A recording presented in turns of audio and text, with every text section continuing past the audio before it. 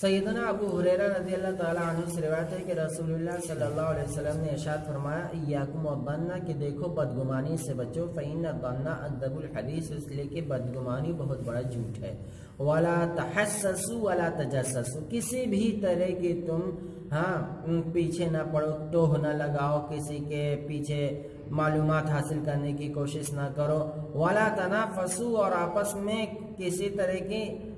منافرت یا نفرت والی کام نہ کرو ولا تحاسدوا اور نہ ہی آپس میں حسد کرو نہ ہی آپس میں بغض کرو اور نہ ہی ایک دوسرے کے پیٹھ پیچھے نہ ہی آپس میں ایک دوسرے کے ایسے رہو جیسے پیٹھ پیچھے کر کے رہتے ہیں وَكُونُوا عِبَادَ اللَّهِ اخوانا سب کے سب اللہ کے بندے ہیں اور بھائی بھائی ہیں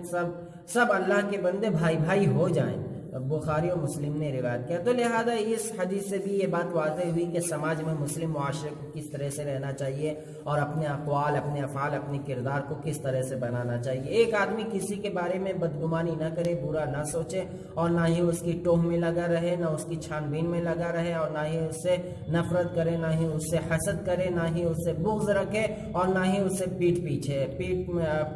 پھیرے یہ سارے کام نہیں کرنے چاہیے بلکہ ان سارے لوگوں کو اپنے آپ کو اللہ کا بندہ سمجھتے ہوئے آپس میں بھائی سمجھیں اور بھائی بن کر ہی رہیں یقیناً ہمارے سماج میں بہت سی برائیاں اسی وجہ سے در آتی ہیں کہ ہم ایک دوسرے کو برا سمجھتے ہیں ایک دوسرے کی نفرت کرتے ہیں ایک دوسرے سے پیٹ پھیرے رہتے ہیں کوئی ملنا نہیں چاہتا ہے حالانکہ اللہ کے رسول صلی اللہ علیہ وسلم نے ارشاد فرمایا کہ دیکھو ظنوا بالمؤمنین خیرا مومن کے بارے میں اچھا سلوک کرو اور اچھا سوچو اور اسی طریقے سے وہ ساری اخلاقی بیماری ہمیں ختم کرنے کی ضرورت ہے جو ہمارے سماج میں ہے تاکہ سماج میں پیار محبت اتحاد باقی رہے